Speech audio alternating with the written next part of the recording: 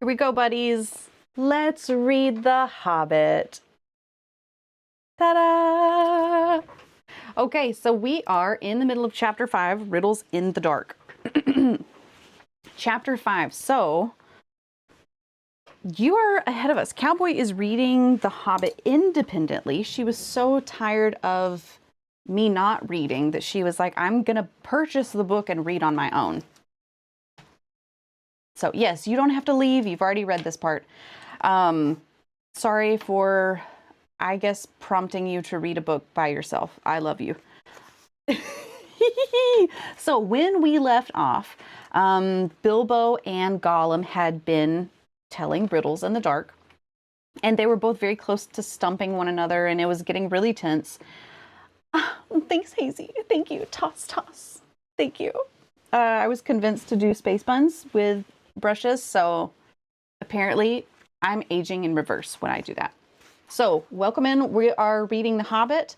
We're halfway through chapter 5, Riddles in the Dark. Bilbo and Gollum had been sharing riddles and trying to stump one another, and it was getting kind of tense because there was a risk of death and being eaten, and it was getting unpleasant.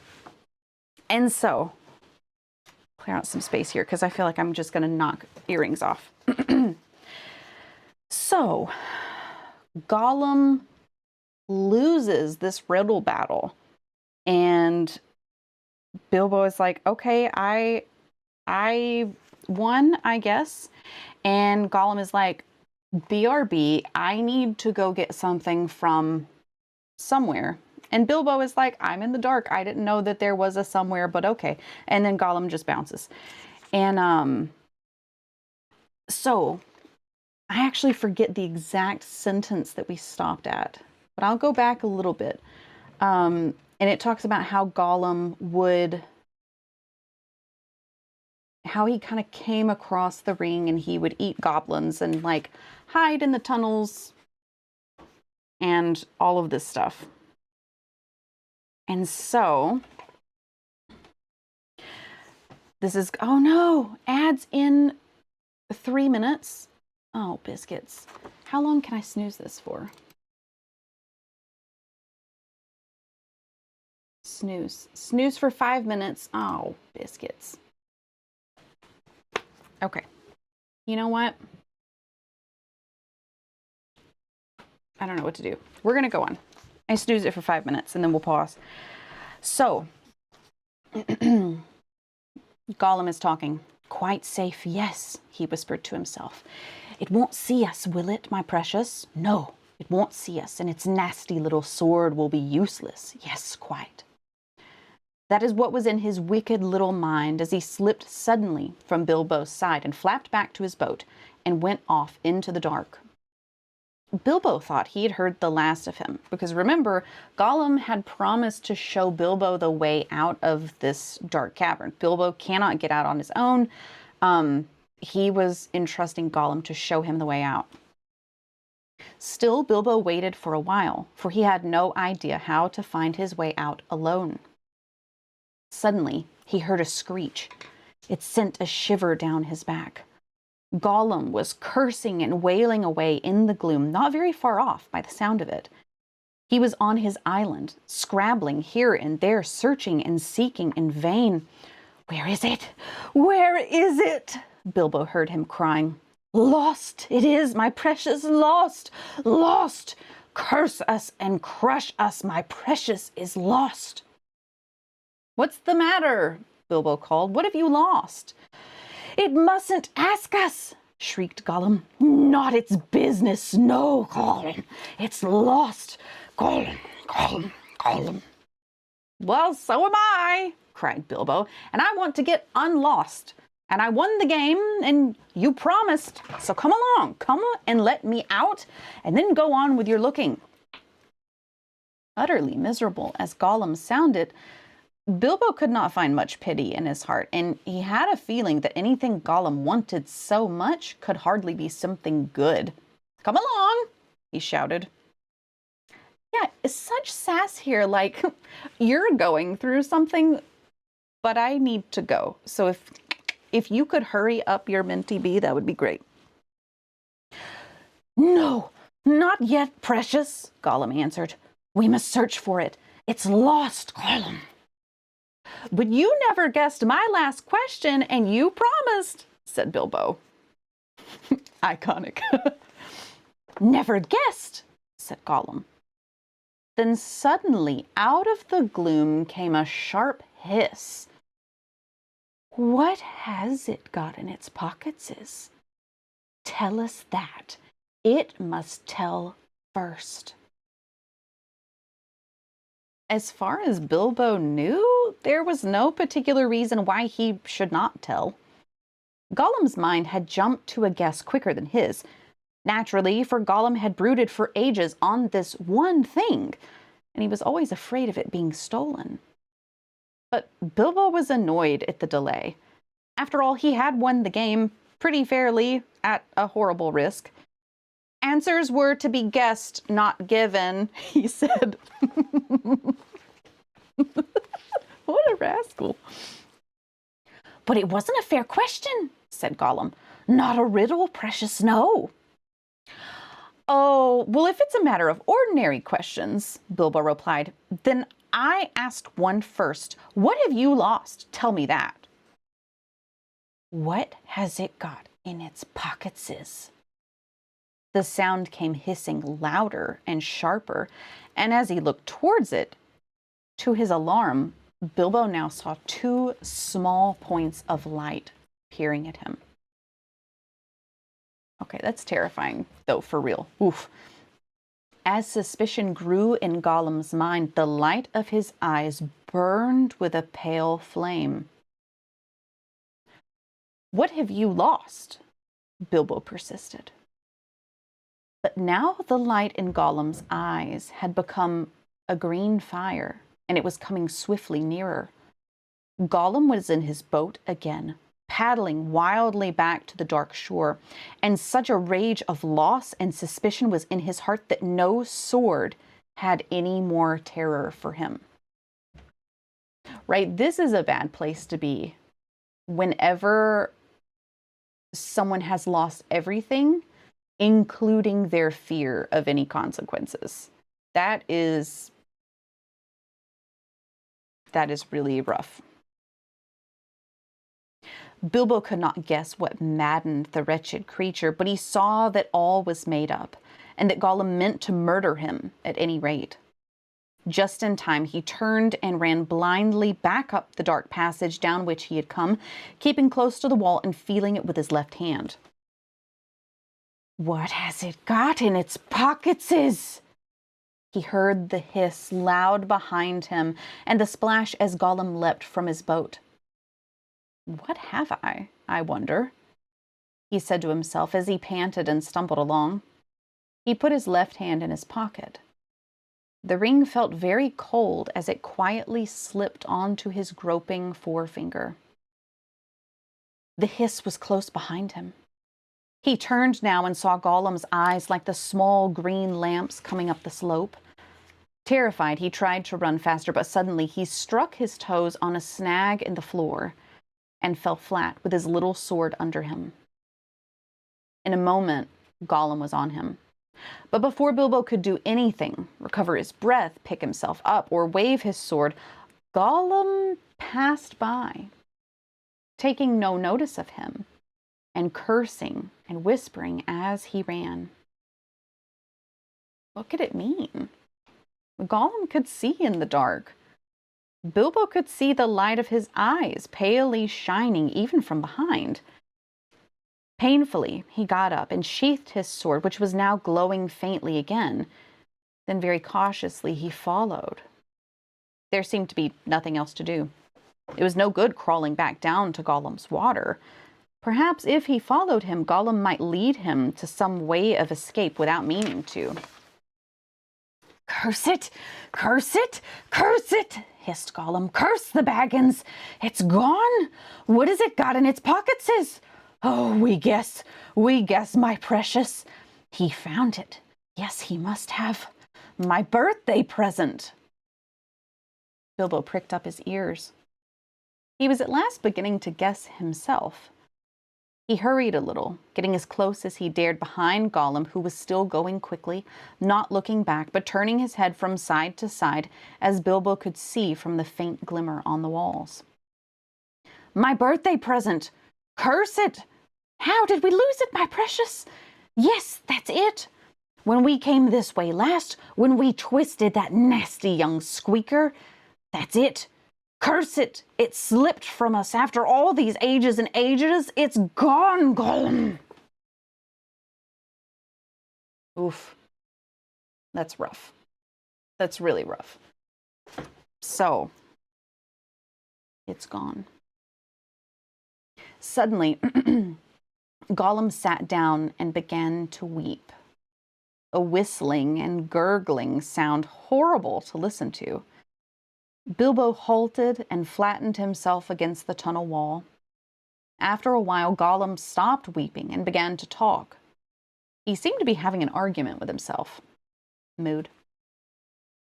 It's no good going back there to search. No, we doesn't remember all the places we've visited, and it's no use. The Baggins has got it in its pockets. The nasty noser has found it, we says. We guesses, precious, only guesses. We can't know till we find the nasty creature and squeezes it. But it doesn't know what the present can do, does it? It'll just keep it in its pockets. Oh, we're in ads. Okay. We're going to pause for ads so that everyone can join us. This is you looking for your earbud that fell out at night. You talking to yourself. I can't look on every side of my bed. I can't retrace all my steps. I'm never gonna find out where the earbud is. Ooh, so this is just, I think what is the hardest to imagine is being in the place that Bilbo is in, right? It's total darkness. You're lost. His heart must be pounding because he was in the tensest battle for his life. And then in the darkness, seeing these two bits of light, like, that would be so scary because you know it's eyes and you know that the eyes belong to someone who is clearly very upset at you and thinks that you've taken something that belongs to them. Brother, that's terrifying. That's absolutely terrifying. Ooh, and knowing that the eyes are looking at you and they're getting bigger and they're getting closer, like, no thank you. You looked for 10 minutes last night and your wife was finally like, yeah, I found it and put it on my nightstand. Your birthday present. The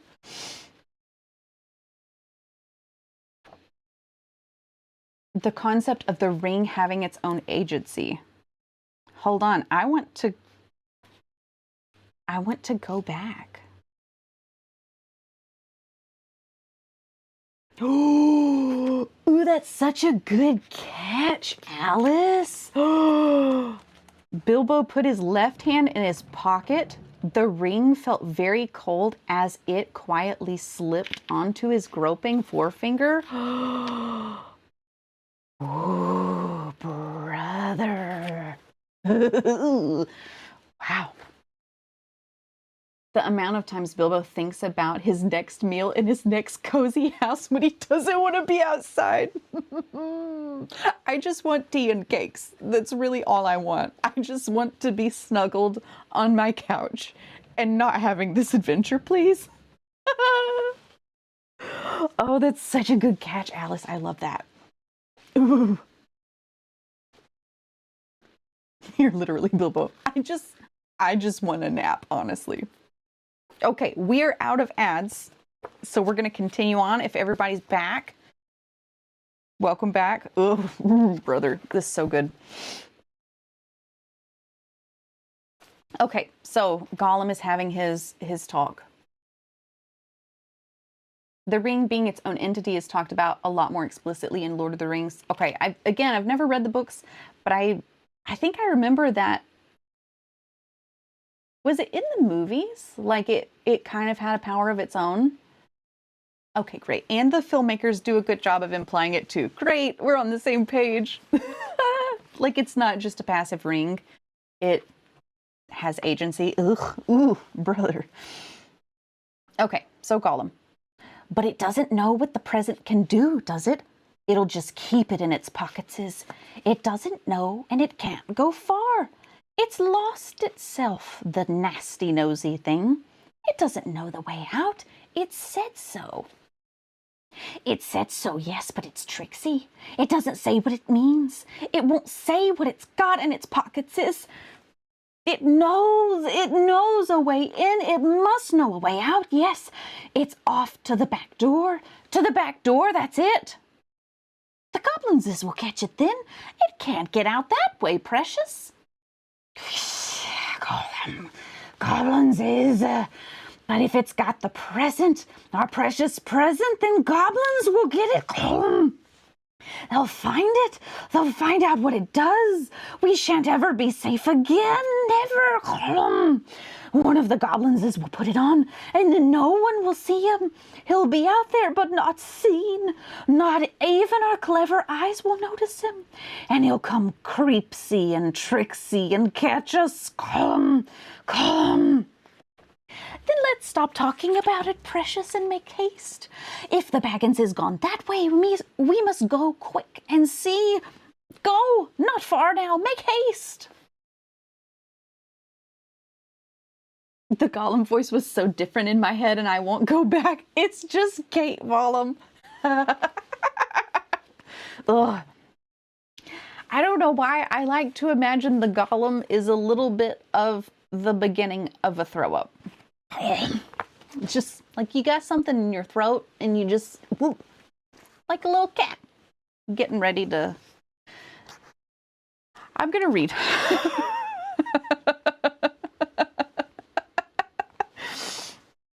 With a spring, Gollum got up and started shambling off at a great pace. Bilbo hurried after him, still cautiously, though his chief fear now was of tripping on another snag and falling with a noise. His head was in a whirl of hope and wonder. It seemed that the ring he had was a magic ring. It made you invisible. He had heard of such things, of course, in old tales. But it was hard to believe that he really had found one by accident. Still, there it was. Gollum, with his bright eyes, had passed him by, only a yard to one side. On they went, Gollum flip-flapping ahead, hissing and cursing. What a mood, right? There he goes, flip-flapping, hissing and cursing. Bilbo behind, going as softly as a hobbit can. Soon they came to places where, as Bilbo had noticed on the way down, side passages opened to this way and that. Gollum began at once to count them. 1 left, 1 right, yes. 2 right, yes. 2 left, yes. And so on and on. As the count grew, he slowed down, and he began to get shaky and weepy, for he was leaving the water further and further behind, and he was getting afraid. Goblins might be about, and he had lost his ring. At last he stopped by a low opening on their left as they went up. 7 right, yes. 6 left, yes, he whispered. This is it. This is the way to the back door. Yes, here's the passage.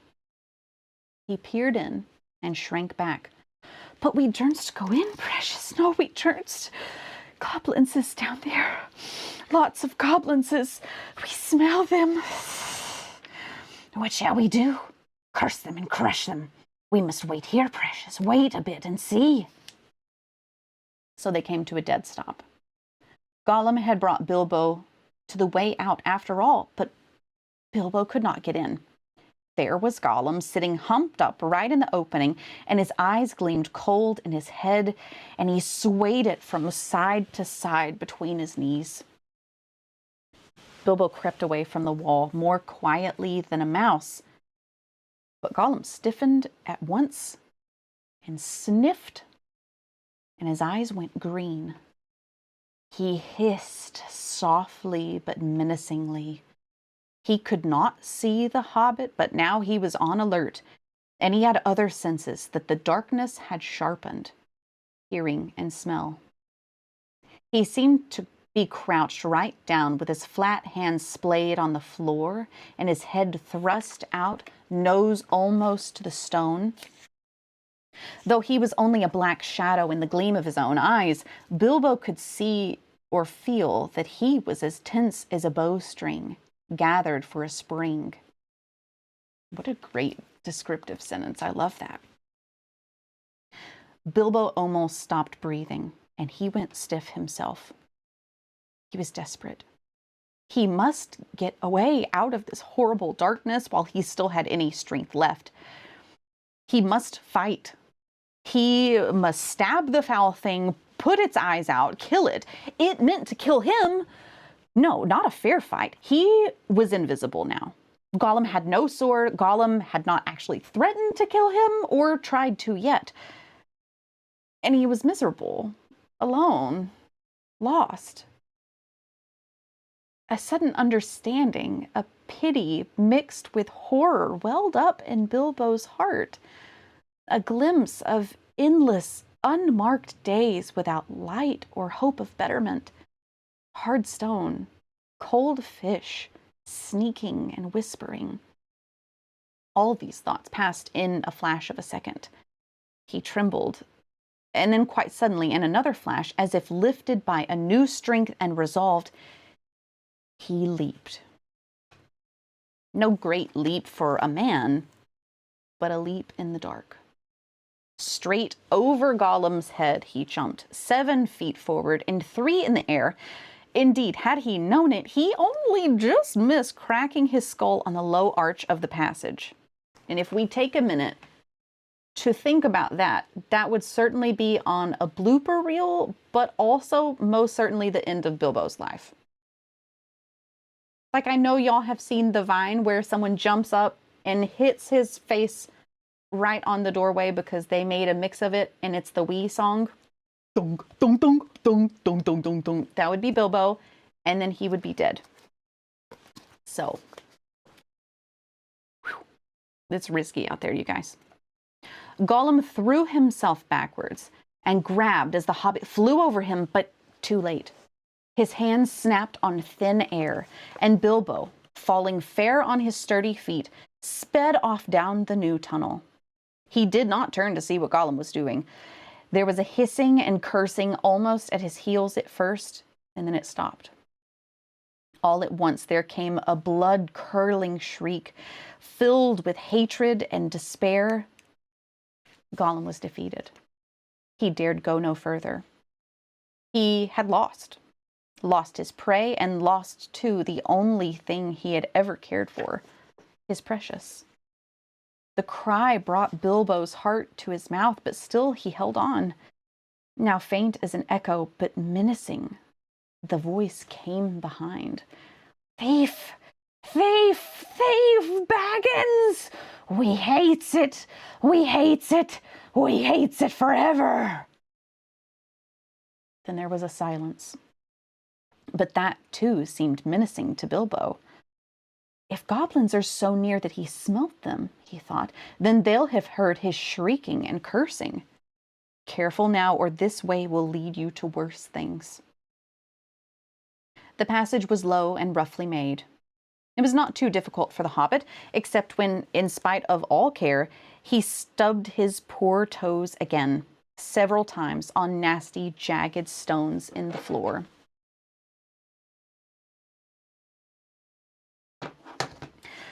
A bit low for goblins, at least the big ones, thought Bilbo, not knowing that even the big ones, the orcs of the mountains, go along at a great speed, stooping low with their hands almost on the ground. Soon the passage that had been sloping down began to go up again, and after a while it climbed steeply. That slowed Bilbo down.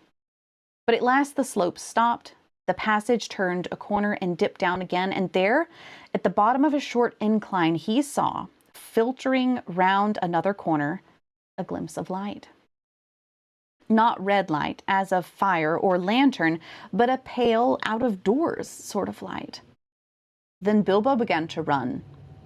Scuttling as fast as his legs would carry him, he turned the last corner and came suddenly right into an open space, where the light, after all that time in the dark, seemed dazzlingly bright. Really, it was only a leak of sunshine in through a doorway where a great door, a stone door, was left standing open. Bilbo blinked, and then suddenly he saw the goblins. Goblins in full armor with drawn swords sitting just inside the door and watching it with wide eyes and watching the passage that led to it. They were aroused, alert, ready for anything. They saw him sooner than he saw them. Yes, they saw him. Whether it was an accident or a last trick of the ring before it took a new master, it was not on his finger.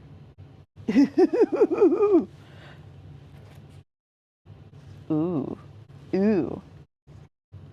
Whether it was an accident or a last trick of the ring before it took a new master, it was not on his finger. Ooh-wee. With yells of delight, the goblins rushed upon him. Yeah, now that I'm looking for it, yeah, I see it. It chose. Ooh. A pang of fear and loss, like an echo of Gollum's misery, smote Bilbo, and forgetting even to draw his sword, he struck his hands into his pockets. And there was the ring still in his left pocket, and it slipped on his finger. Alice, you got us looking now. The goblins stopped short. They could not see a sign of him. He had vanished. They yelled twice as loud before, but not so delightedly. "Where is it?" they cried. "Go back up the passage," some shouted. "This way," some yelled. "That way," the others yelled. "Look out the door." "Look out for the door," bellowed the captain. Whistles blew, armored clashed. Words, man. Whistles blew, armor clashed, swords rattled. Goblins cursed and swore and ran hither and thither, falling over one another and getting very angry. There was a terrible outcry, to-do, and disturbance. Bilbo was dreadfully frightened, but he had the sense to understand what had happened and to sneak behind a big barrel which held drink for the goblin guards, and so get out of the way and avoid being bumped into, trampled to death, or caught by feel. "I must get to the door. I must get to the door," he kept on saying to himself, but it was a long time before he ventured to try. Then it was like a horrible game of blind man's buff. Okay, so that's new. I actually always thought it was blind man's bluff. Is it buff? This says buff. The more you know. The place was full of goblins running about, and the poor little hobbit dodged this way and that and was knocked over by a goblin who could not make out what he had bumped into, scrambled away on all fours, slipped between the legs of the captain just in time, got up, and ran for the door. It was still ajar, but a goblin had pushed it nearly to. Bilbo struggled, but he could not move it. He tried to squeeze through the crack. He squeezed and squeezed, and he stuck. It was awful. His buttons had got wedged on the edge of the door and the doorpost. He could see outside into the night air. There were a few steps running down into a narrow valley between tall mountains. The sun came out from behind a cloud and shone bright on the outside of the door, but he could not get through. Suddenly, one of the goblins inside shouted, "There's a shadow by the door. Something is outside." Bilbo's heart jumped into his mouth. He gave a terrific squirm. Buttons burst off in all directions. He was through, with a torn coat and waistcoat, leaping down the steps like a goat, while bewildered goblins were still picking up his nice brass buttons on the doorstep. Of course, they soon came down after him, hooting and hallooing and hunting among the trees, but they don't like the sun. It makes their legs wobble and their heads giddy. They could not find Bilbo with the ring on, slipping in and out of the shadow of the trees, running quick and quiet, and keeping out of the sun. So soon they went back grumbling and cursing to guard the door. Bilbo had escaped. And that, my friends, is the end of the chapter.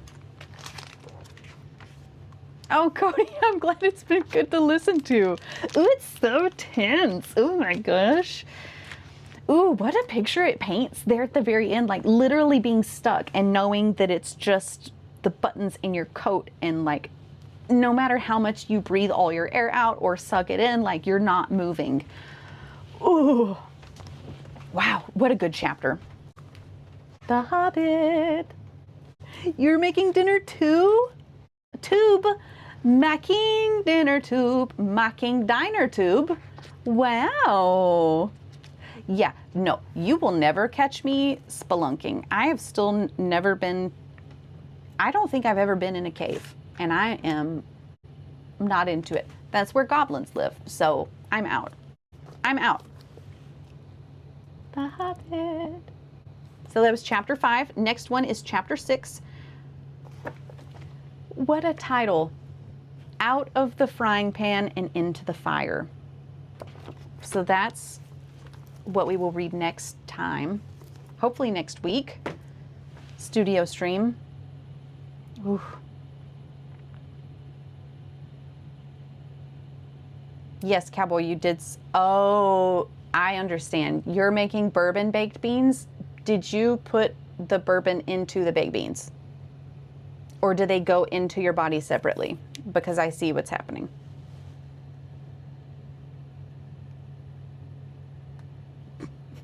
Both of them. Yeah, Teague, that chaos? No, just imagining all the goblins there, and like you maybe have chances to get out the door, but you don't know if you can, and you don't. It's too much.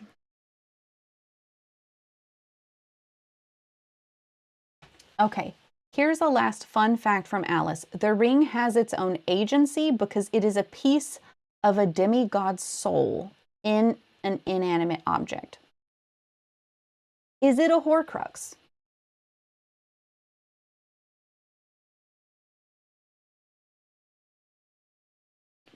Cowboy's making quirky beans. What a real cowboy. This just in, the One Ring is a Horcrux.